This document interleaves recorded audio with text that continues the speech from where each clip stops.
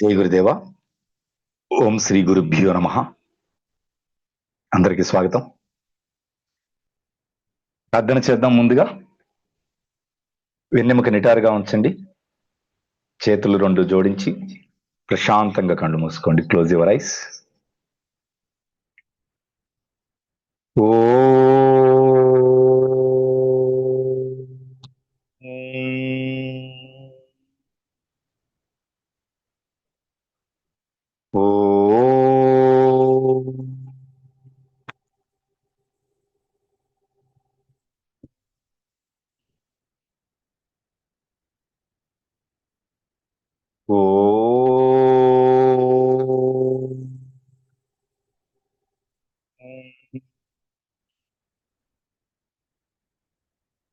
గురుర్బ్రహ్మా గురుర్విష్ణుః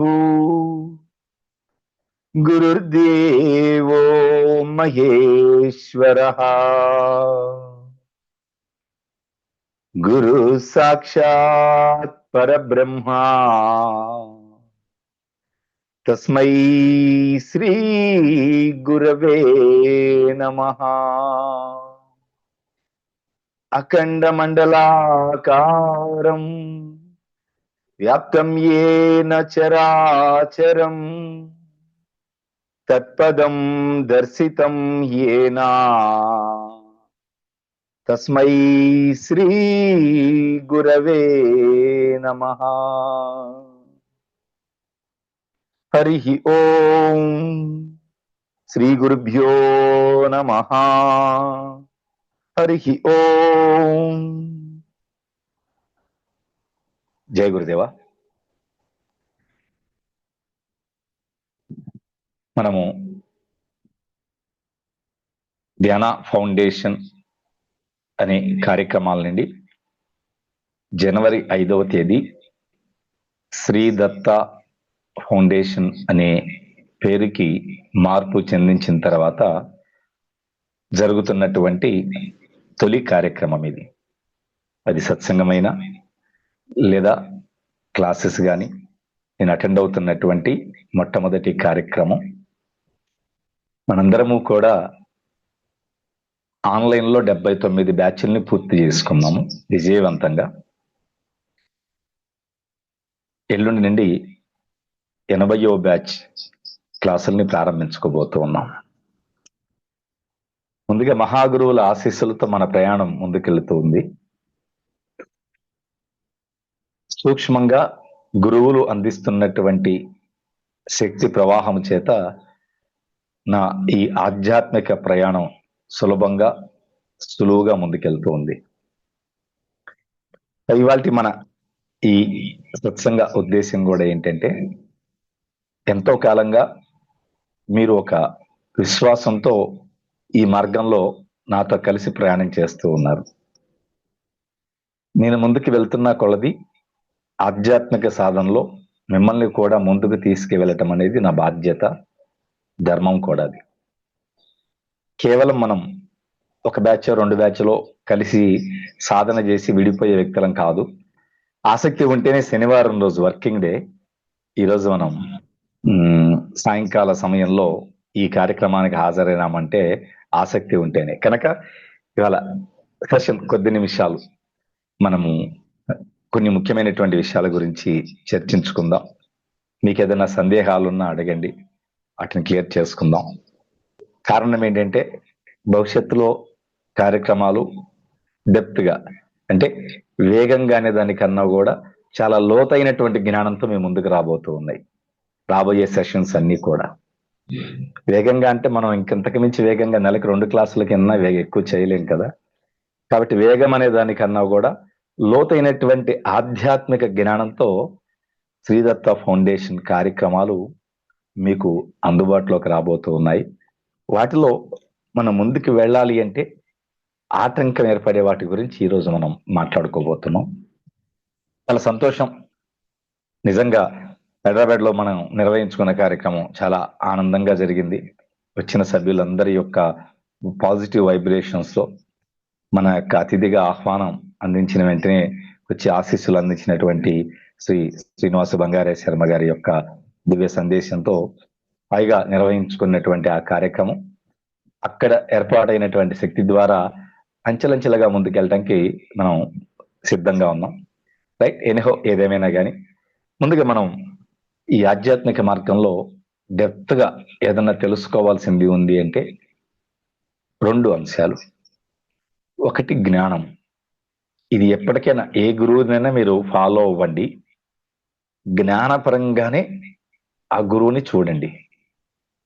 జ్ఞానాన్ని ఎంత ఎక్కువ తెలుసుకుంటే మనకు తెలుసు కదా, ఎంత వెలుగు వస్తుందో అంత చీకటి దూరం అవుతూ ఉంటుంది, వేడి పెరుగుతూ ఉంటే చలి తగ్గిపోతూ ఉంటుంది కదా. జ్ఞానము పెరుగుతున్న కొలది మనలో ఉండేటువంటి అజ్ఞానపు ఛాయలు తొలగించబడుతూ ఉంటాయి కనుక జ్ఞానము. సో జ్ఞానం అనే విషయానికి వచ్చేటప్పటికి డిఫరెంట్ సిలబస్లు మనం భవిష్యత్తులో తెలుసుకోబోతున్నాం. దానికి తోడుగా సాధన. సాధన ఏమి సాధన అన్నప్పుడు రకరకాల సాధనలు కదండి. శారీరక పరమైనవి నేర్చుకున్నాం, శ్వాసపరమైనవి నేర్చుకున్నాం, మనో సాధనలు నేర్చుకున్నాం, ఎన్నో రకాల ఆధ్యాత్మికంగా మన యొక్క ఆత్మ శక్తిని విస్తరింపజేసుకునేటువంటి అతీంద్రియ ధ్యానము లాంటి సాధనలు కూడా మనం నేర్చుకోగలిగాం. కనుక జ్ఞానము సాధన అనేవి 2 చాలా కీలకమైనటువంటివి. నేను మరల ఎన్నో సార్లు మనం దీని గురించి చర్చించుకున్నామండి. ఎందుకు ఇవాళ ప్రత్యేకంగా గుర్తు చేస్తున్నానంటే నెక్స్ట్ జరగబోతున్నటువంటి సంకల్ప క్రియలో మరలా మీరు పాల్గొనండి. కారణం కొంచెం నేను డెప్త్ గా ఫిలాసఫీని అందించడానికి ప్రయత్నం చేస్తాం కాబట్టి. జ్ఞానం ఒక్కటే ఉండి మనిషిలో సాధన లేకపోతే అహంకారం పెరుగుతుంది. అన్ని నాకే తెలుసనేటువంటి పాండిత్య పరిజ్ఞానం చేత కలిగే అహంకారం మనిషిని అంతర్ముఖుణ్ణి చేయకపోగా, ఆరోగ్యాన్ని ఇవ్వకపోగా నష్టపరుస్తుంది. నేను వాడే పదాలని చాలా జాగ్రత్తగా స్పష్టంగా గుర్తుపెట్టుకోండి. జ్ఞానం ఒక్కటే ఉంది మనకి అన్నీ తెలుస్తున్నాయి. పురాణ ఇతిహాసాలు తెలుసు, వేద పరిజ్ఞానం ఉన్నది, లేదా మనకింకా ఈ ప్రపంచంలో ఉండేటువంటి సమాచారం పుష్కలంగా తెలుస్తున్నది, అనర్గళంగా మనం మాట్లాడగలుగుతున్నాము. ఈ పాండిత్యము విషయ పరిజ్ఞానము ఉండి సాధన లేదు అనుకోండి, అహంకారం పెరుగుతుంది. లేదు, జ్ఞానము లేకుండా కేవలం కఠినమైన సాధనలే ఉంటాయి. కొద్దిమంది విపరీత ఆహార నియమాలు, హఠయోగ సాధనలు, శరీరాన్ని సూక్ష్మింపజేసేటువంటి విచిత్రమైన విపరీతమైన సాధనలు, వీటి వలన మనిషి శరీరము కాఠిన్యం అవుతుంది కదా. సో ఒకటి మాత్రమే ఉంటే అసంపూర్ణము, 2 కలిపి ఉంటే సంపూర్ణం. మనము నిజంగా ఈ సందర్భం కూడా మనకు కలిసి వచ్చింది. మనం నిర్వహించుకునేటువంటి కార్యక్రమాలు జరుగుతున్నప్పుడే మనకి పవిత్రమైనటువంటి మహాకుంభమేళ జరుగుతూ ఉన్నది.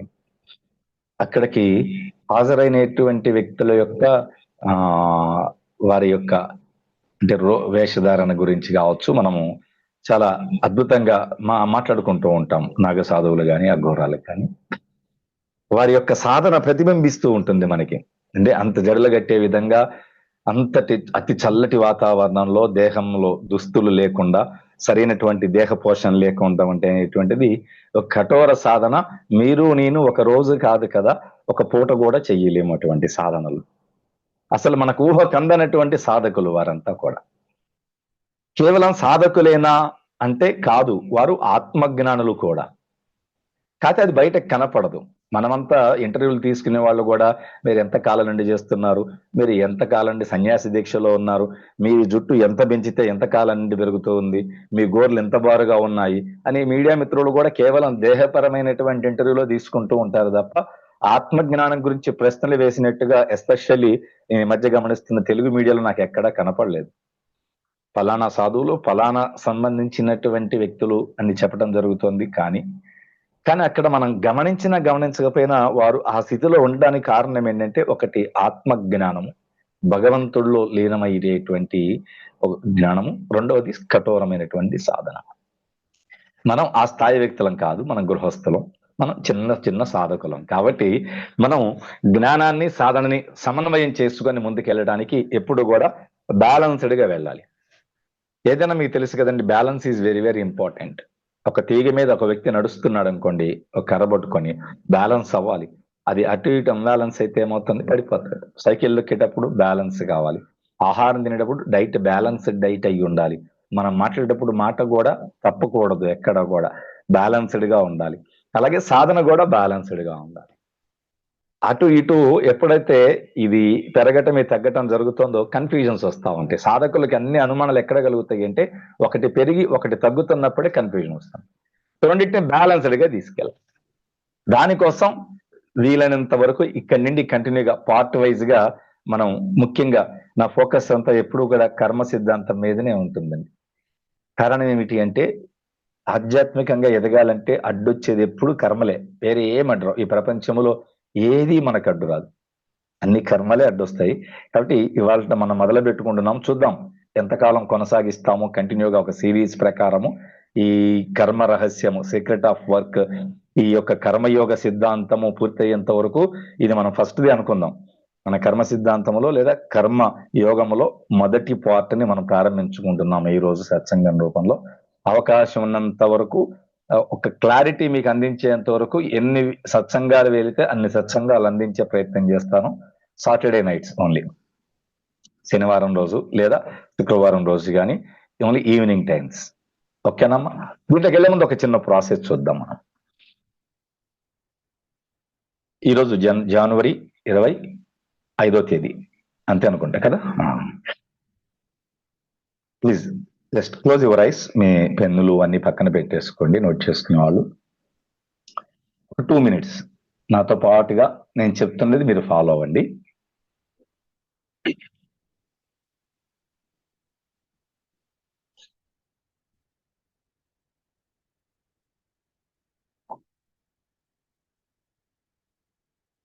Please close your ice. వెన్నెముక నిటారుగా ఉంచుకోండి. ఇప్పుడు సమయం 7:30 అండి, 8 గంటల మధ్యలో ఉంది.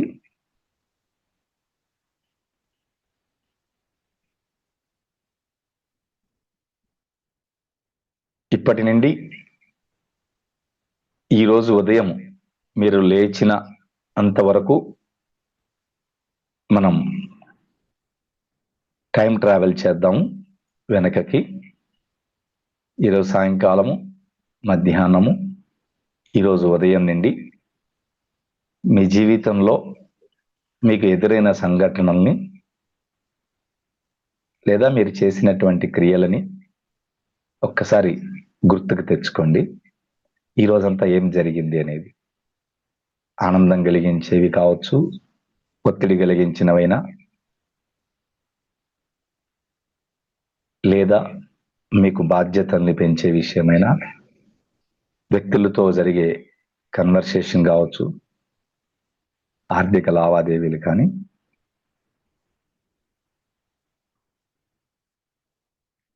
ఇప్పటి నుండి ఇవాళ ఉదయం వరకు జరిగినటువంటి ప్రతి విషయాన్ని మీకు ఎంత గుర్తుంటే అంతవరకు గుర్తు తెచ్చుకునే ప్రయత్నం చేయండి.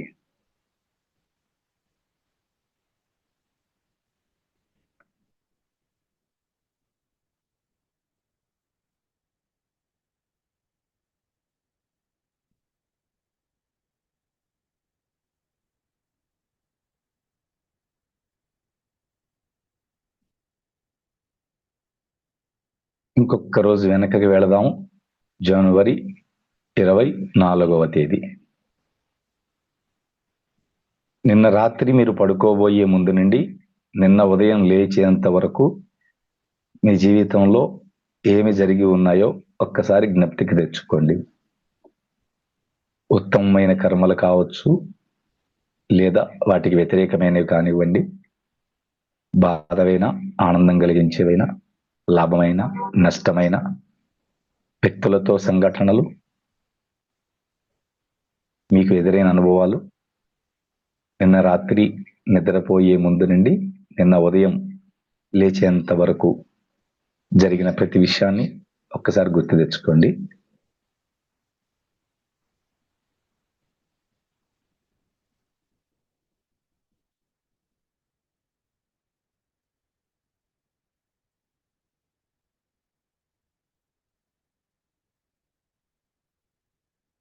ఇవాల్టివి నిన్నటివి కాబట్టి ప్రతి అంశము గుర్తుంటాయి.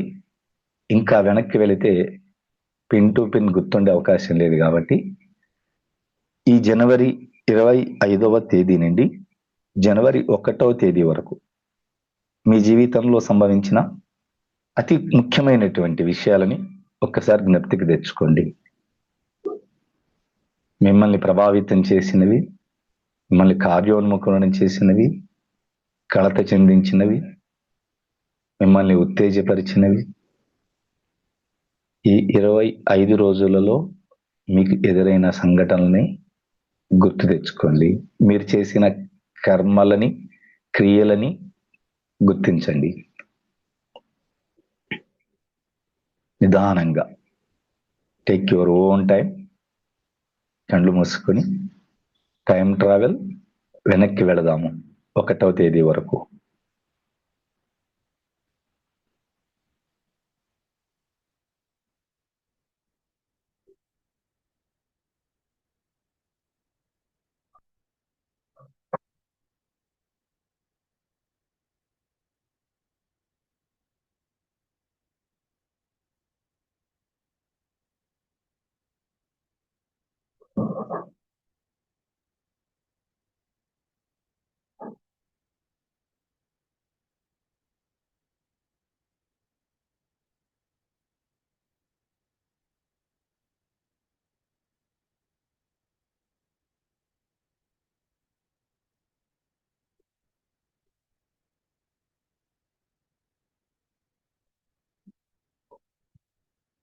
రెండు 2025కు ముందు 2024వ సంవత్సరం, ఆ సంవత్సరంలో మీరు తీసుకున్న అత్యంత కీలక నిర్ణయాలు, మీ ద్వారా నిర్వహించబడినటువంటి అతి ముఖ్యమైన కర్మలు, మీ జీవితంలో మీరు చేసిన ముఖ్యమైన కార్యక్రమాలని గుర్తు తెచ్చుకోండి. అవి మంచివైనా, చెడ్డవైనా, లాభమైన, నష్టమైన డిసెంబర్ 31, 2024 నుండి వెనకకి జనవరి 1, 2024 వరకు మీ జీవితంలో జరిగిన అతి ముఖ్యమైన అంశాలను గుర్తు తెచ్చుకోండి.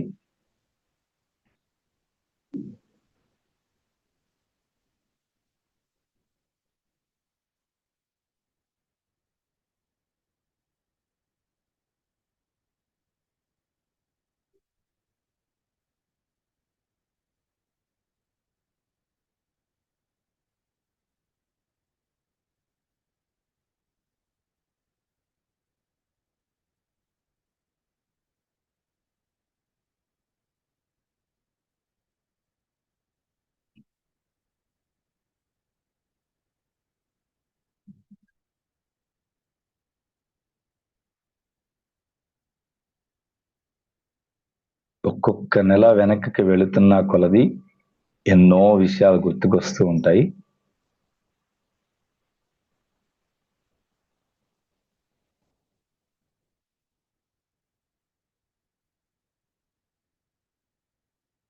ఇంకొక అవకాశం తీసుకొని మరొక సంవత్సరం వెనకకి వెళదాం. 2023 డిసెంబర్ 31 నుండి వెనకకి 2023 జనవరి 1 వరకు ఆ సంవత్సరం అంతటిలో మీ ద్వారా వెలువడినటువంటి ప్రేమపూర్వకమైన మాటలు కావచ్చు, అవతల వ్యక్తికి బాధ లేదా ద్వేషాన్ని కలిగించే మాటలు కానివ్వండి, విజయాలు, అపజయాలు, ఉత్తమ కర్మలు, చెడు కర్మలు, మీకు గుర్తున్నంత వరకు ముఖ్యమైనవి, మిమ్మల్ని, మీ జీవన విధానాన్ని ప్రభావితం చేసినవి ఏవైతే ఉన్నాయో వాటిని ఒక్కసారి గుర్తుకు తెచ్చుకోండి. 2023వ సంవత్సరం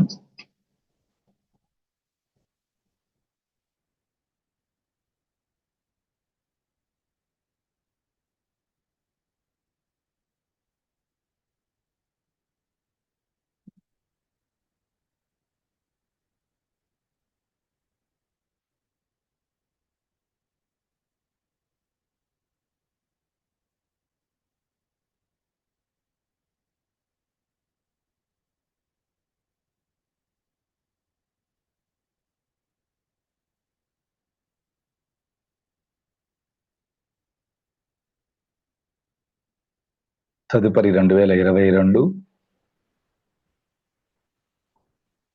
2021, 2020 వరకు మనం ఎన్నో ఇబ్బందికరమైన విషయాలను ఎదుర్కొన్నాము. కోవిడ్ మన కుటుంబంలో లేదా మనకి శ్రేయోభిలాషుల్లో ఆప్తులని కోల్పోయినాము. ఆర్థికంగా ఇబ్బందులకు గురైనాము. చాలా మానసిక ఒత్తిడికి లోనైనాము. ఆ 2 సంవత్సరాల సమయం అంతా కూడా మన జీవితాన్ని చాలా ప్రభావితం చేసి ఉంటుంది. ఆ సమయంలో మీరు ఎదుర్కొన్న ఒత్తిడి, మీరు నిర్వహించినటువంటి కార్యక్రమాలు, మీ జీవితం ఎదురైన సంఘటనని ఒక్కసారి గుర్తుకు తెచ్చుకోండి.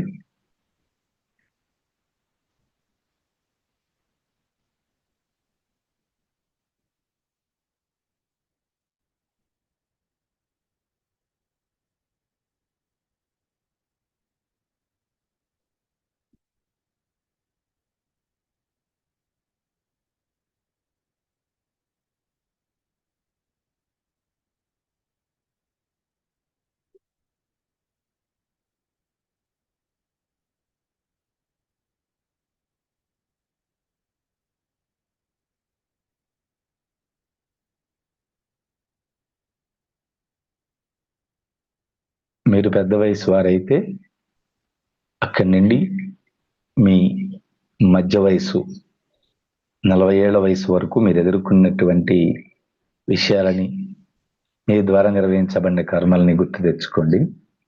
వివాహానంతర మీ జీవితంలో మీ ద్వారా జరిగిన మంచివి కానివ్వండి, చెడువు కావచ్చు,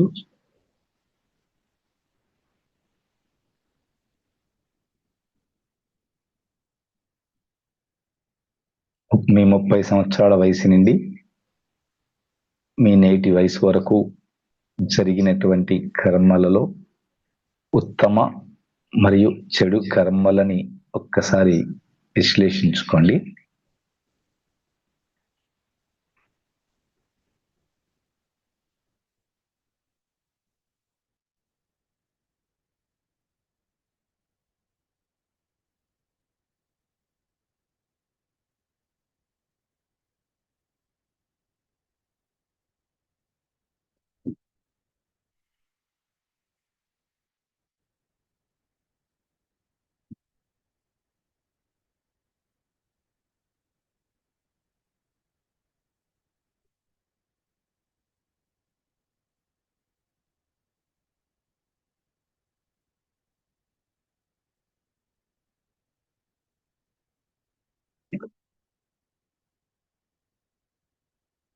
మీ 30 సంవత్సరాల వయసు నుండి 20 సంవత్సరాల వయసు, మీ యవ్వన ప్రాయములో జరిగిన మీ జీవన విధానాన్ని, ఆ సమయంలో మీ జీవితంలో నిర్వర్తించబడినటువంటి కర్మల గురించి, వాటి తాలూకు ప్రభావం గురించి మీ మనస్సులో మీకు గుర్తున్నంత వరకు వాటిని గుర్తు తెచ్చుకునే ప్రయత్నం చేయండి.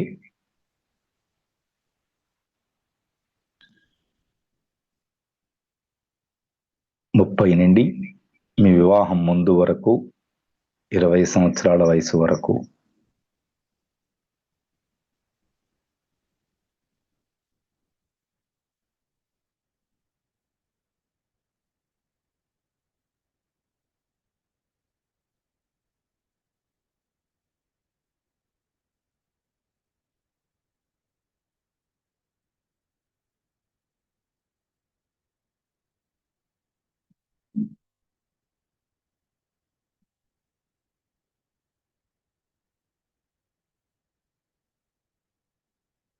ఇరవై నుండి 15 సంవత్సరములు, 13 సంవత్సరములు మీ టీనేజ్ యవ్వన దశ ప్రారంభము అయ్యేటువంటి సమయమును 13 సంవత్సరములు, 20 నుండి 13 సంవత్సరాల వయసు ఉన్నంత సమయంలో మీకు ఎంత గుర్తుంటే అంతవరకు ఆ సంఘటనలు కానీ, ఆ వయసులో మీరు నిర్వహించినటువంటి క్రియలు కానీ గుర్తు తెచ్చుకునే ప్రయత్నం చేయండి. తెలిసి తెలియనటువంటి వయసు, జ్ఞానము అవగాహన లేని వయసు,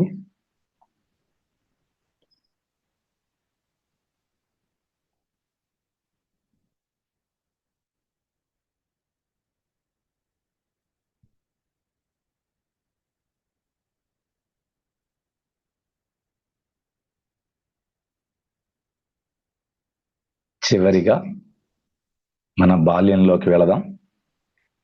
13 సంవత్సరాల కన్నా చిన్న వయసులో మీకు గుర్తున్నంత వరకు మీ బాల్యం ఎలా గడిచింది, బాల్యంలో ఎలా మనం ఉన్నాము, అమ్మతో, నాన్నతో, గురువులతో, తోబుట్టువులు ఉంటే వారితో, చిన్ననాటి మన స్నేహితులతో మీకు గుర్తున్నంత వరకు ఆడే పాడే వయసు. ఆ వయసులో మీరు ద్వారా చేయబడిన మంచి పనులు లేదా చిలిపి పనులు మీకు గుర్తున్నంత వరకు ప్రయత్నించండి.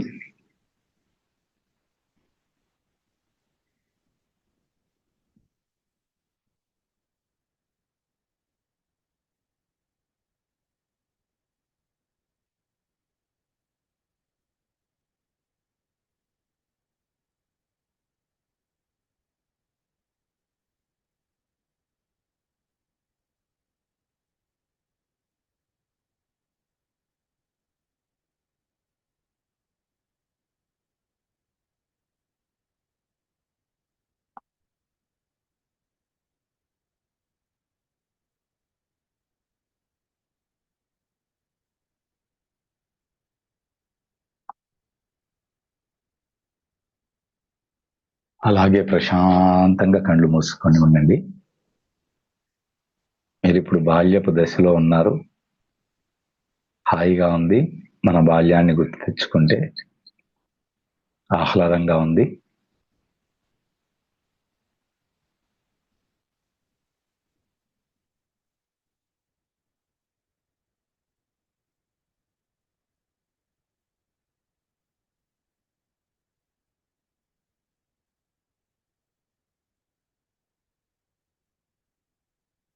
ఒక 3 సార్లు సుదీర్ఘమైన శ్వాస తీసుకొని వదలండి. పూర్తిగా గాలి తీసుకోండి, పూర్తిగా గాలిని వదలండి. Deep inhale, complete exhale.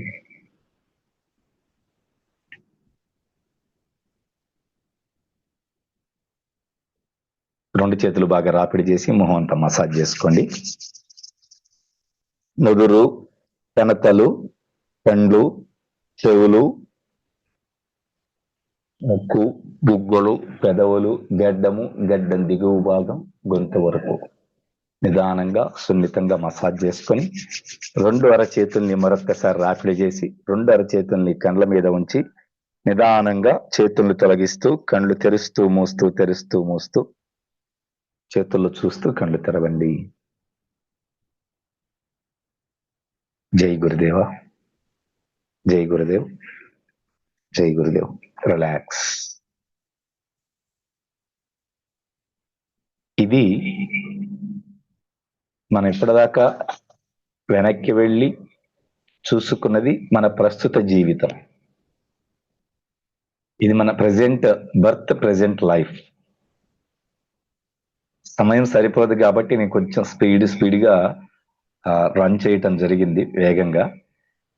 అవకాశం ఉన్నప్పుడు మీరు మైండ్ రిలాక్స్డ్గా, డిస్టర్బ్డ్గా ఉన్నప్పుడు కూర్చోకూడదు ఈ ప్రాసెస్.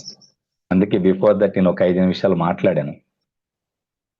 డిస్టర్బ్డ్గా ఉన్నప్పుడు కూర్చుంటే ఏమవుతుందంటే మన పాస్ట్ లైఫ్ డిస్టర్బెన్సే గుర్తొస్తుంది ఎక్కువ. మళ్ళీ దానివల్ల మన కాన్షియస్ లో ఎనర్జీస్ బ్లాక్స్ అన్ని ఏర్పడుతుంది. ప్లెజెంట్ గా ఉన్నప్పుడు, నేచర్ లో ఉన్నప్పుడు ఒక్కసారి వెనక్కి ప్రయాణం చేస్తే ఇవాళవి ఎక్కువ గుర్తొస్తాయి. ఎందుకంటే ఇవాళే జరిగింది కాబట్టి మన షార్ట్ టర్మ్ మెమోరీలో మెమోరీ ఏదైతే ఉందో దాంట్లో ఎక్కువ రికార్డ్ అయి ఉంటాయి. నిన్నటివి, ఈ నెలవి కొన్ని ఇంపార్టెంట్ థింగ్స్ వస్తాయి. ప్రీవియస్ ఇయర్ అంటే ఫిల్టర్ అయిపోతాయి. చాలా ఇంపార్టెంట్ డెసిషన్స్ మన వల్ల హాని జరిగినవి, లాభం జరిగినవో, ప్లస్ అయినవి, మైనస్ అయినవి డెకెట్, దశాబ్దం మారుతున్న కొలది వెళ్తుంది. బాల్యంలోకి వెళ్తే చాలా స్మాల్ మ్యాటర్ గుర్తుంది మనకి. ఎందుకంటే ఇప్పుడు 50 ఏళ్ళ వయసు వచ్చిందంటే సుమారు 35 ఏళ్ళ వయసు దాటి వచ్చాం కాబట్టి అంత ప్రీవియస్ లైఫ్ అనేది గుర్తుండటం కష్టం. అయినప్పటికీ ఈ హోల్ ఎపిసోడ్ మొత్తంలో మీరు ఒకటి ఏదన్నా గమనించారా? ఎందుకు ఈ ప్రాసెస్ చేయించాను అనేది. మిమ్మల్ని ఏదో కాన్షియస్ ఎక్కడికో తీసుకెళ్ళటం కోసమో, టైం ట్రావెలో, ఏదో గతాన్ని గుర్తు చేయటం కోసం కాదు. ఎందుకు మనం ఈ సత్సంగం నుండి మనం సిరీస్ లాగా రన్ చేద్దాం అనుకున్నాం కాబట్టి మీకు అర్థం కావాలి. ఇంకో పదం కూడా వాడాను ఎండ్ అయిన తర్వాత, ఇది ఈ జన్మ సమాచారమే. ఇప్పుడు ఇచ్చాను మీకు ఎందుకు చేయించానది. ఇది ఈ జన్మ సమాచారమే. ఎంత ఉందండి? అన్కౌంటబుల్, అన్లిమిటెడ్ అండి, అన్లిమిటెడ్. ఎన్ని కర్మలు ఉన్నాయి, సమయాన్ని కేటాయించి మనం విశ్లేషించుకుంటే ఎన్ని కర్మలు ఆచరించి ఉన్నాము, ఎన్ని భావోద్వేగాలకి గురై ఉన్నాము, ఎన్ని మాటలు మాట్లాడి ఉన్నాము ఇన్ని సంవత్సరాల ఈ జీవన ప్రయాణంలో. అంటే ఎంత బండిల్ ఆఫ్ అకౌంట్ ని మనం పోగు చేసుకొని ఉన్నాము. ఇది ఈ జన్మ ఒక్కటే. మరి ఎన్ని జన్మల నుండి మనం ఇక్కడికి వచ్చి ఉన్నామో మనకు తెలియదు కదా. అంత జ్ఞానమైతే ఇక్కడ కూర్చోం కదా. బట్ అవి ఎన్నో ఉండి ఉన్నాయి కనుక ఇప్పుడు ఈ జన్మలో, సరే జన్మలు అనే విషయం పక్కన పెడితే, ఈ లైఫ్ లో, ఈ జీవితంలో మనకి ఇన్ని బండిల్ ఆఫ్ యాక్షన్స్, దానికి వచ్చే రిజల్ట్స్ ఇన్ని ఉన్నాయి కదా.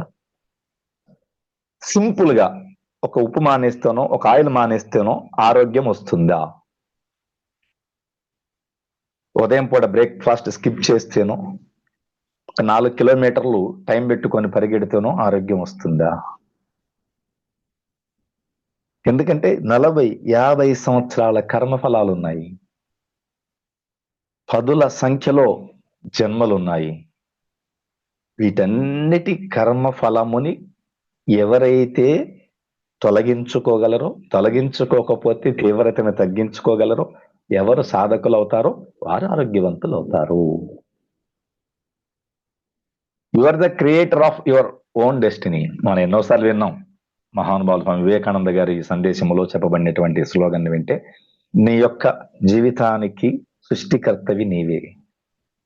సృష్టికర్త మీన్స్ విధాత అంటాం కదా, బ్రహ్మ విధాత. సో మనందరము మన జీవితానికి ఒక విధాతలుగా మార్పు చెందించుకోవడానికి ఆ మహర్షుల దగ్గర నుండి లభించినటువంటిదే ఈ కర్మకి సంబంధించినటువంటి నాలెడ్జ్, జ్ఞానం. దీనికి పట్ల అవగాహన లేక చాలా మంది దీని మీద చలోక్తులు విసురుకునేవారు, పట్టించుకొని వారు, నిర్లక్ష్యంగా ఉండే వ్యక్తులు, ఉపేక్షించి ఎంతో మంది ఉంటారు. దీనిని తెలుసుకొని భయముతో ఉత్తమంగా జీవించిన, దీని గురించి అవగాహన లేక విమర్శించిన లేదా నిర్లక్ష్యంగా ఉపేక్షించిన, కర్మ తన పని తాను చేసుకొని పోతుంది. నేను గురువుని, లేకపోతే మీరు ఆధ్యాత్మిక సాధకులము అని మనం కర్మ గురించి బాగా నాలెడ్జ్ గెయిన్ చేసినప్పటికీ కర్మ తన పని తను చేస్తూ ఉంటుంది. That is our present life. ఆ కర్మ యొక్క ఫలితమే మన యొక్క వర్తమాన జీవితం. వర్తమాన జీవితం చాలా గందరగోళంగా ఉంటుంది. దీని నుండి భవిష్యత్తుకు పునాది పడుతుంటుంది. కనుక ప్రతి సెషన్లో నేను గుర్తు చేసి చెప్తుంటాను, ఒకటి అయిందండి, రెండోదండి, దాని కంటిన్యూషన్ మూడోదండి అని. నేను ఈ టాపిక్ చెప్పినప్పుడు మధ్యలో ఏదైనా సత్సంగంలో వేరే టాపిక్ చెప్తే దీన్ని రిలేటెడ్ కాకపోతే లీవ్ ఇట్, వదిలేద్దాం. కానీ ఈ కర్మ సిద్ధాంతం సిరీస్ ని మాత్రం కంటిన్యూ చేద్దాం, నాకు అవకాశం ఉన్నంత వరకు, మీకు ఆసక్తి ఉన్నంత వరకు. సిద్ధాంతపరంగా, శాస్త్రీయంగా మనకి ఎన్నో రకాల సందేహాలు అవసరమైతే భగవద్గీత నుండి కర్మయోగము, కర్మ సన్యాస యోగములో గీతలో భగవంతుడు బోధించిన వాటిని ఉదాహరించుకొని కూడా మనం ముందుకెళ్లే ప్రయత్నం చేద్దాం. కారణం ఏంటంటే అన్నిటికన్నా అల్టిమేట్ ఎప్పటికైనా జ్ఞానమే, మిగిలినవన్నీ టెంపరీ. మన చుట్టూ ఉండే మనుషులు, వ్యక్తులు, వస్తువులు ఇవన్నీ కూడా మనకి తాత్కాలికమైనటువంటివే. కాబట్టి ఈ శాశ్వతమైనటువంటి జ్ఞానాన్ని పొందేటువంటి ప్రయత్నం చేసే క్రమంలో వీలైనంత వరకు రెగ్యులర్ గా అటెండ్ అవ్వటానికి ప్రయత్నం చేద్దాం. ఒక చిన్న ఎగ్జాంపుల్ చెప్పుకొని మనం నెక్స్ట్ మాట్లాడుకుందాం. ఒక ఊర్లో ఒక వ్యాపారస్తుడు చాలా బాగా డబ్బులు సంపాదించాడు. అంటే సంపాదించడం అంటే ఏదో ఒక రకంగా ఏదో ఒకటి చేస్తుండేవాడు, సంపాదించేవాడు. విజయవాడలో ఉన్నాడు అనుకుందాం. విజయవాడలో చాలా అప్పులు చేశాడు, పోగు చేశాడు. ఇక్కడి నుండి రాజమండ్రి పోయినాడు. ఈ డబ్బులు సంపాదించిన మూటలు ఉంటాయి కదా, అక్కడ పోయి కొత్త వ్యాపారం మొదలు పెట్టాడు. ఇక్కడ వేలల్లో అవతల వాళ్ళ దగ్గర అప్పు చేశాడు, వెళ్ళిపోయినాడు. రాజమండ్రిపై లక్షల్లో అప్పు చేశాడు, అక్కడి నుండి విశాఖపట్నంకి వెళ్ళిపోయినాడు. అక్కడ కోట్లలో అప్పు చేశాడు.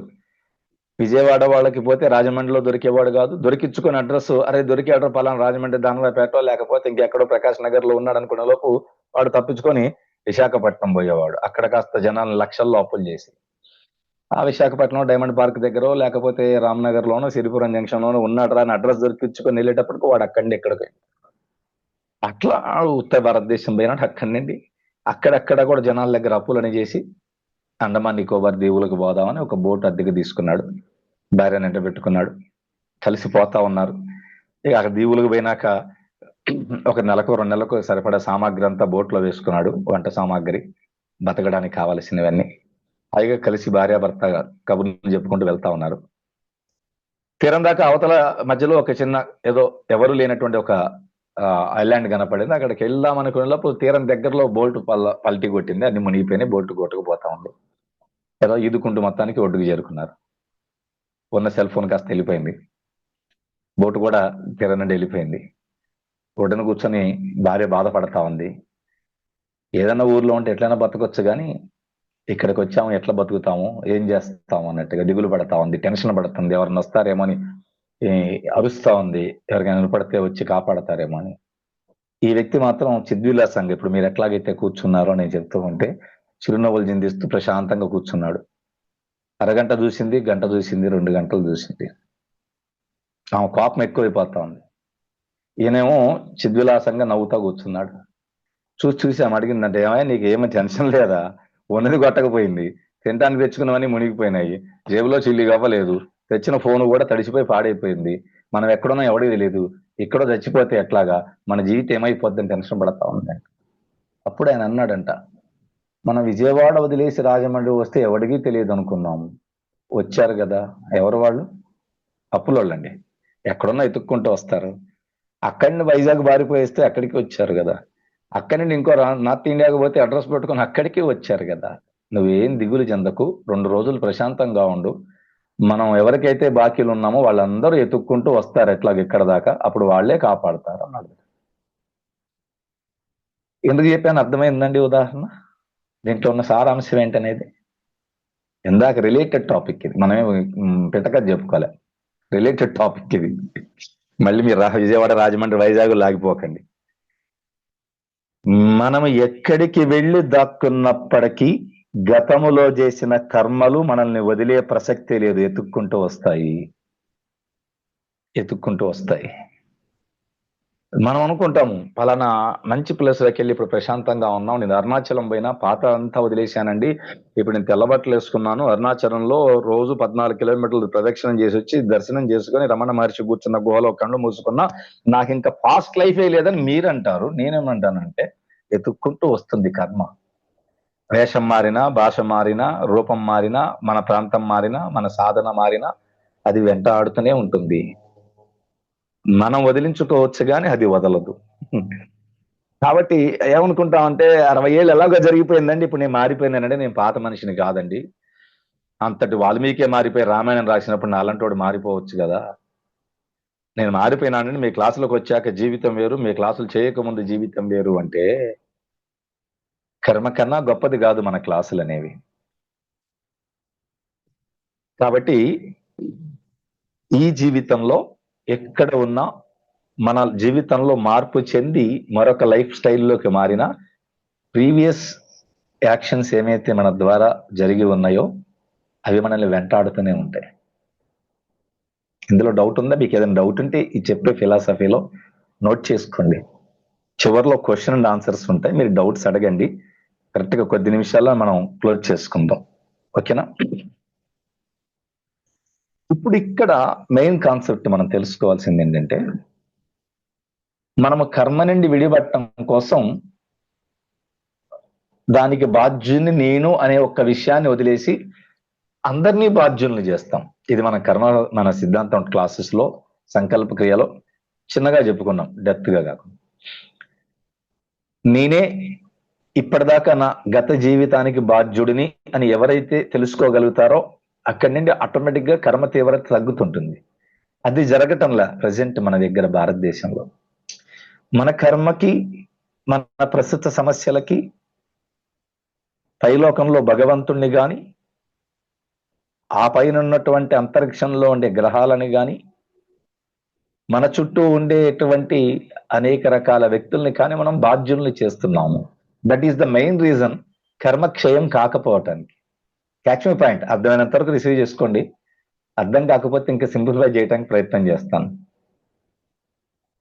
కర్మక్షయము ఎందుకు అవటం లేదు అని అంటే, మనము దీనిని వేరే వాళ్ళకి తీసుకెళ్లి ఆపాదిస్తున్నాము. నన్ను సృష్టించిన భగవంతుడే దీనికి కారణము. సో ఆయన చూపించేదాకా ఆగాల్సిందే కదా. లేదా దీనికి నేను జన్మించినటువంటి నక్షత్రము, ప్రదేశము, ఆ సమయంలో ఉండేటువంటి గ్రహము, రాసులు, ఇంకేదన్నా కోర్స్ ఏదన్నా కానివ్వండి, అవి నేను తప్పంటం లేదు. ఎప్పుడైతే దీంట్లో ఇది నాదే, ఈ ప్రజెంట్ లైఫ్ నా పాస్ట్ లైఫ్ యొక్క సీడ్ నుండి వచ్చిన ఫ్రూట్, గత కర్మ చేత వచ్చిన ఫలము ప్రజెంట్, ఈ ప్రజెంట్ వేసిన విత్తనం చేత రాబోతున్న ఫ్రూట్ ఫలము ఫ్యూచర్ అనే జస్ట్ మినిమం అవేర్నెస్ ఎవరికైతే ఉంటుందో కర్మక్షయము ప్రారంభం అవుతుంది. మనం బయట ఎక్కువగా భగవంతుడి మీద నెట్టేటువంటి ప్రయత్నం చేస్తుంటాము. అందుకని జన్మలు పొడిగించబడుతున్నా కర్మలు కరిగించబడటం లేదు.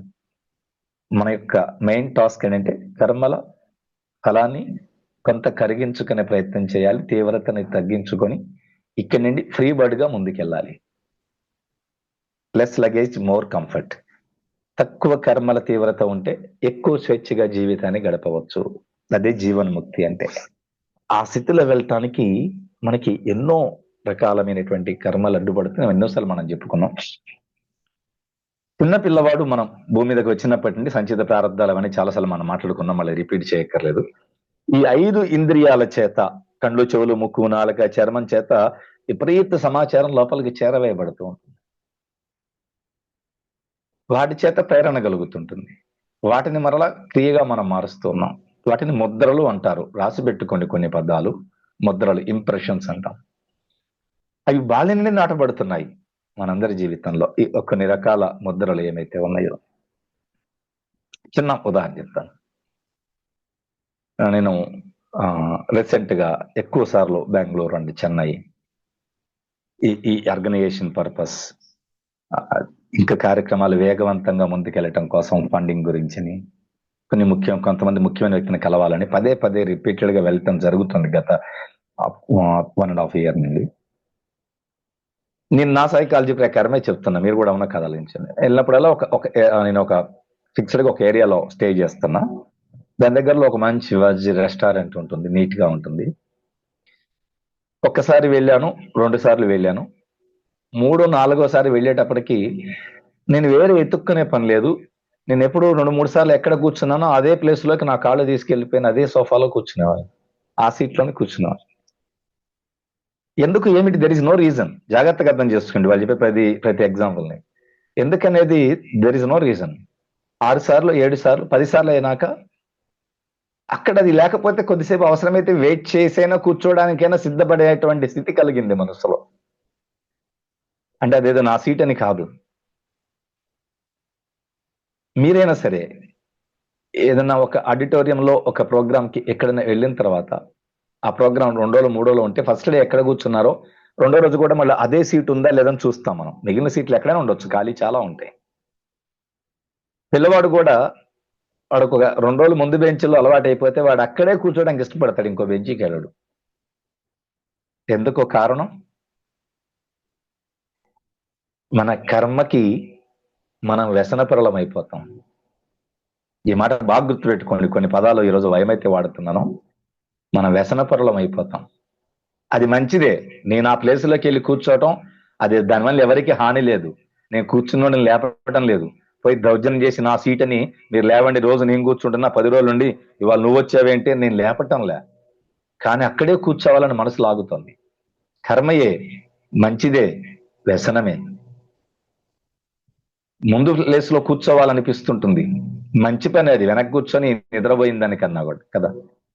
అంటే మానవ జీవితంలో కర్మ ఒక అలవాటుగా మారుతుంది. అది ఎవరికైనా కావచ్చు, ఐదర్ గుడ్ ఆర్ బ్యాడ్. మనం అనుకుంటూ ఉంటాము కొద్ది రోజులు, ఈ 40 రోజులు ఇలా ఉంటే దీక్షలో, లేకపోతే 10 రోజులు ఈ కోర్స్ చేస్తే, ఒక 4 రోజులు తీర్థయాత్రకు పోయి వస్తే, లేకపోతే ఇప్పుడు మనం ప్రయాగరాజ్ వెళ్ళొస్తే మనకి ఏదో జరగబోతుంది మనం అనుకుంటూ ఉంటాం. కానీ జరగదు. ఎందుకు జరగదంటే మన జీవితంలో మన ముద్రలని మన అలవాట్లుగా మార్చుకున్నాం. మనం ఎంత డీప్ గా వాటికి మనం ఇన్వాల్వ్ అయిపోయి ఉన్నామంటే వాటి నుండి బయటపడటానికి మనకున్నటువంటి సాధన సరిపోదు. బాగా గుర్తుపెట్టుకో, సరిపోదు. కేవలం ఉదయం చేసే యోగా ప్రాక్టీస్, జంక్ ఫుడ్ మానేసి మంచి హెల్దీ ఫుడ్ తినడమో సరిపోదు. విచక్షణ, వివేకము, విజ్ఞానంతో కూడినటువంటి సాధన చేయాలి సాధకుడు. ఈ 3 వీలు గుర్తుపెట్టుకోండి. వివేకము, విచక్షణ, విజ్ఞానంతో కూడినటువంటి సాధన చేయాలి. ఆ సాధన చేసే క్రమంలో గురు సాంగత్యం చాలా ముఖ్యం.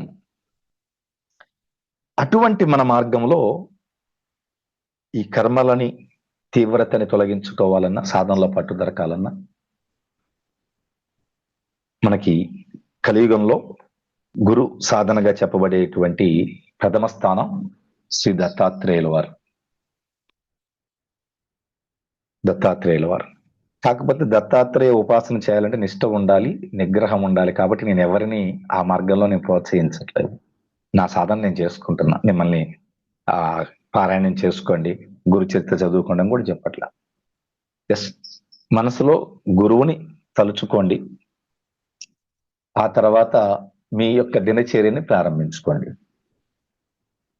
కారణం ఏమిటి అంటే బాగా ఏదన్నా చిరుతిండ్లకు అలవాటు పడ్డ బిడ్డకి తల్లో తండ్రో ఒక భయం ఉండాలి. ఉంటే అది కనీసం కొద్ది నిమిషాలన్నా సరే వాటి మీదకి మనసు పోకుండా ఆపుకోగలుగుతుంది. అలాగే మనకు కూడా ఒక గైడ్, ఒక మెంటర్, ఒక గురువు తప్పనిసరిగా అవసరం ఈ మార్గంలో ముందుకు వెళ్ళేటప్పుడు. అది ప్రాథమికమే. ఒక దశకు పోయినాక వారితో కూడా అవసరం లేదు. ఈత వచ్చాక ట్యూబ్తో పని ఏంటి కదా. ఈత రానంత వరకే. భాష మీద పట్టు దొరికాక డిక్షనరీ ఎందుకు? అలాగే ఒక మనకి సాధనలో పట్టు దొరికేంత వరకు తప్పనిసరిగా వినపడుతుందండి క్లియర్గా? జై గురుదేవ్.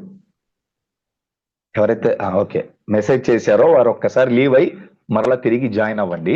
మీకు ఎవరికైనా వాయిస్ ఆడియో బ్రేక్ అవుతూ ఉంటే కనుక. నేను ఎప్పుడు ఏమంటానంటే, చాలా మంది నమ్మండి నమ్మకపోండి, మీలో హైలీ ఎడ్యుకేటెడ్ పీపుల్ ఉన్నారు. కర్మ అనేది ఒక ట్రూత్. దాన్ని ఎవరు ఏ కోణంలో వారి ఉదాహరణలు చెప్పినప్పటికీ, దానికి అనేక సామాజికమైన అంశాలని జోడించి చెప్పినప్పటికీ ఇట్ ఇస్ ఎ ట్రూత్. ఎవరు మార్చలేనటువంటిది, యథార్థమైనటువంటిది. సూర్యుడి వెలుగు మన మీద ఎలా ప్రసరించబడుతూ ఉంటుందో కర్మ యొక్క ప్రభావం మన మీద అలా ఉంటుంది. మనం అంగీకరించినా అంగీకరించలేకపోయినప్పటికీ కూడా. సో మై డియర్ ఫ్రెండ్స్, మనం ముగింపులోకి వెళ్ళబోయే ముందుగా ఒక 2-3 జీవి సత్యాల గురించి తెలుసుకొని మనం త్వరగానే ముగించుకుందాం. జీవితాన్ని భయంగా గడపటం వేరు, ధైర్యంగా గడపటం వేరు. మీరు దేంట్లో ఉన్నారు? మీ క్వశ్చన్, నేను చెప్పిన క్వశ్చన్కి ఆన్సర్ వస్తే ఇక్కడ నుండి సాధనలు మీకు అందియడానికి ప్రయత్నం చేస్తాను నేను, గురువు దయ వలన. భయంగా జీవితం గడుపుతున్నాం. ఇప్పుడు ఒక వెహికల్ ఎక్కామండి, ఒక బస్ ఎక్కాం, 20 సీట్లు ఉన్నాయి, డ్రైవర్ తోలుతున్నాడు. తోలటం మీన్స్ కొన్ని ప్రాంతాలను బట్టి పదాలు మారిపోతే డ్రైవ్ చేస్తూ ఉన్నాడు. మన వెనక సీట్లు ఎక్కడో బెక్క తెచ్చి కూర్చున్నాం, ఎందుకంటే మన డ్రైవింగ్ రాదు కాబట్టి. వాడు ఎట్ట తోలుతాడో తెలియదు, ఆ రూట్ తెలియదు కాబట్టి భయంగా ఉన్నాం. అదే మనకు డ్రైవింగ్ వచ్చి ఉంటే ప్రయాణాన్ని ఎంజాయ్ చేస్తాం, ఆహ్లాదంగా ముందుకెళ్తాం. ఇదే తేడా జ్ఞానము కలిగి ఉండడానికి. జ్ఞానము కలగకుండా అజ్ఞానంలో ఉండడానికి తేడా, అంతే, వేరే ఏం లేదు. అందరిది ప్రయాణమే, అందరిది రీచింగ్ పాయింట్ అదే. భయంగా అవగాహన లేకుండా వాహనం నడపడం మీద అవగాహన లేకుండా ప్రయాణం చేసే ప్రయాణికుల్లాగా ఉంటారా, లేకపోతే గురు మార్గంలో ప్రయాణం చేసి హాయిగా వాహనం నడపగలిగే చాకచక్యము, ఆ ప్రయాణాన్ని ఆస్వాదించగలిగేటువంటి ఆనందాన్ని సొంతం చేసుకుంటారా? దట్ ఈజ్ యువర్ చాయిస్, అంతే. ఇక్కడి నుండి జరగబోయేటువంటి వాటిని దయచేసి వదలవద్దు. చెప్తాను బాలకృష్ణ గారు, మిమ్మల్ని లెవెల్ 2కి తీసుకెళ్ళటం కోసం ఈ సెషన్ పెట్టింది ఈరోజు. ఇంకొక ఆన్లైన్ ప్రోగ్రామ్ జరగాలి కదా, మనం గ్యాప్ ఇచ్చాం చాలా రోజులు, అందుకోసమని. సో ఇక్కడ వాస్తవం ఏంటంటేనండి, మనకు ఒక ఫోన్ కొన్నాం, ఒక ల్యాప్టాప్ కొన్నాం, ఒక సిస్టమ్ కొన్నాం, దాన్ని రన్ చేసి దాన్ని ఏమంటాం మనం? సాఫ్ట్వేర్ అంటాం కదా. నాకు తెలిసి మన జీవితం కూడా ఒక సాఫ్ట్వేర్తో నడిపించబడుతూ ఉంటుంది. ఆ సాఫ్ట్వేర్ని కర్మ అంటున్నాం. కర్మ అనబడే సాఫ్ట్వేర్ రన్ చేస్తుంటుంది కదా.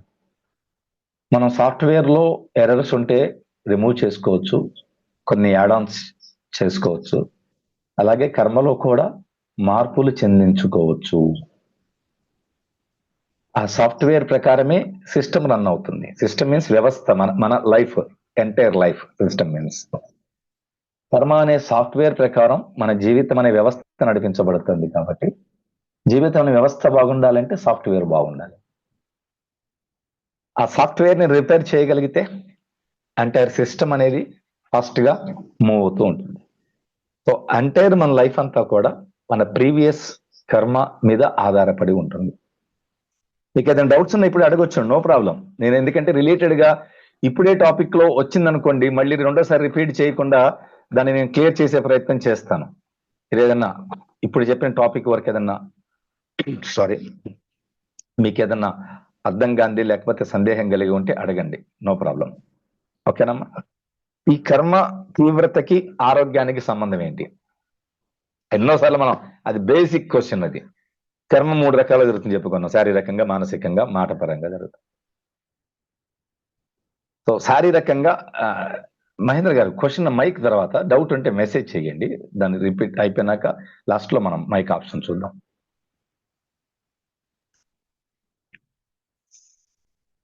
ఇంకేమన్నాయా మీ డౌట్?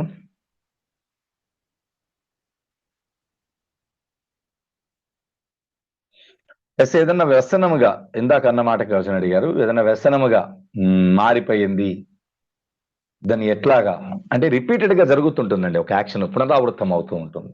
పునరావృతం అంటే తెలుగు పదార్థం కాకపోతే again and again repeated action అన్నమాట.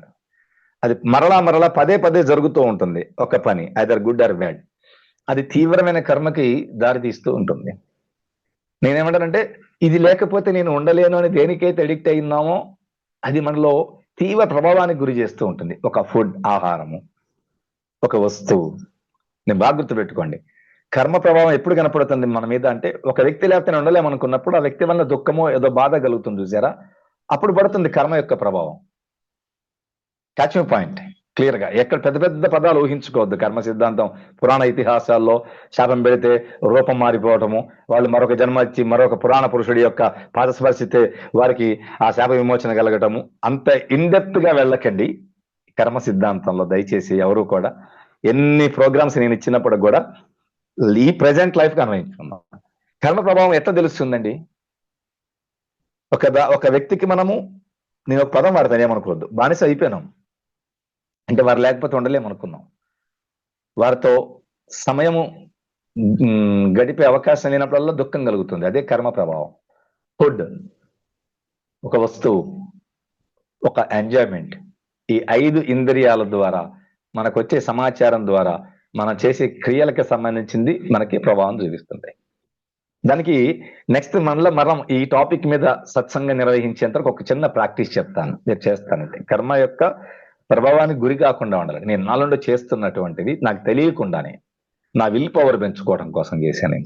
నాకు అవగాహన లేకుండా, ఇప్పుడు కాదు ఎప్పటి నుండో, ఈ జ్ఞానము సంపూర్ణంగా అన్వయంలోకి రాకముందు కూడా నేను తెలుసుకున్నటువంటిది.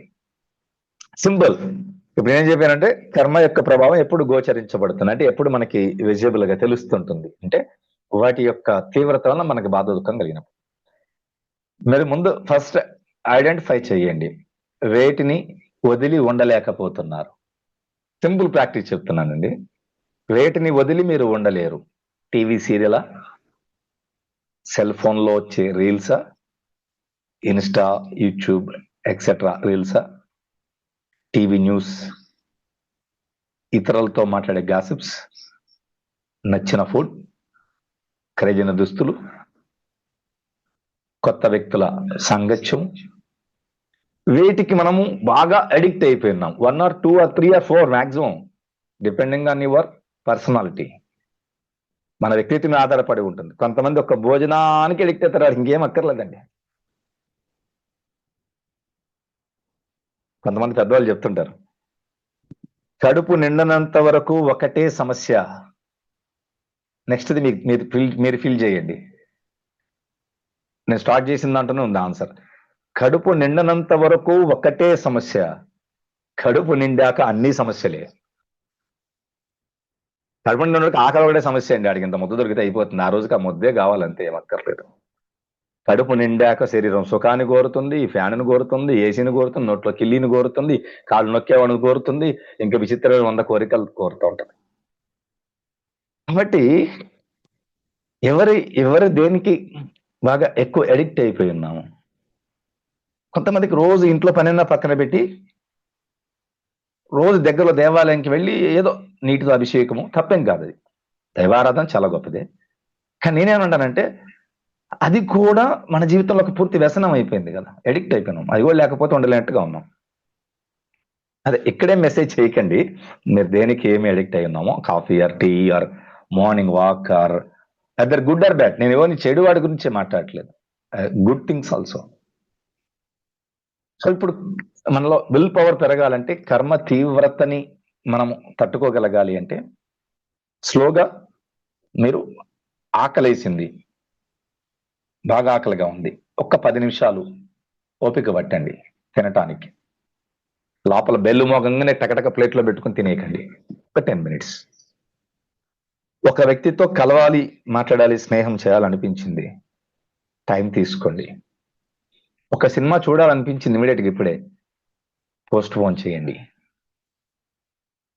రోజు దేవాలయానికి వెళ్ళకపోతే ఏదో పాపంలాగా అనిపిస్తుంది మన కొంతమందికి. నేను మానేయమంటలే పూర్తిగా, ఒకరోజు ప్రయత్నించండి, వెళ్ళక ఉందా.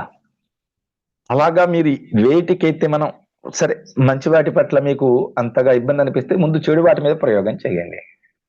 బాగా టీ దాక్కపోతే ఉండలేము, కాఫీ దాక్కపోతే ఉండలేము. నేను మరలా చెప్తున్నా, ఇది దీంట్లో ఎప్పుడైతే ఎవరైతే స్ట్రెంగ్త్ అవుతారో వాళ్ళే నెక్స్ట్ సత్సంగం వచ్చేప్పుడు కనెక్ట్ అవుతారు సిలబస్కి.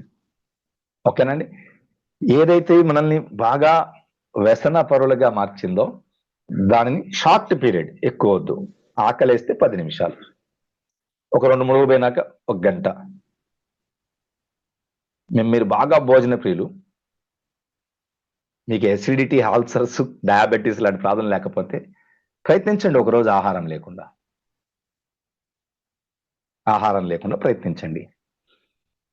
అలాగా వ్యక్తుల విషయమైనా సరే, ఏదైతే మనని మోహములోకి, బంధములోకి ఇరికిస్తుందో అది కర్మని తీవ్రం చేస్తుంది. అటువంటి మోహబంధాల్లో ఇరికించే విషయ వాంఛలని నిదానంగా డ్యూరేషన్ పెంచుకుంటూ వదిలించుకునే ప్రయత్నం చేయాలి. అది సాధనలో తొలిమెట్టు. ప్రయత్నం చేస్తారు అనుకుంటున్నా.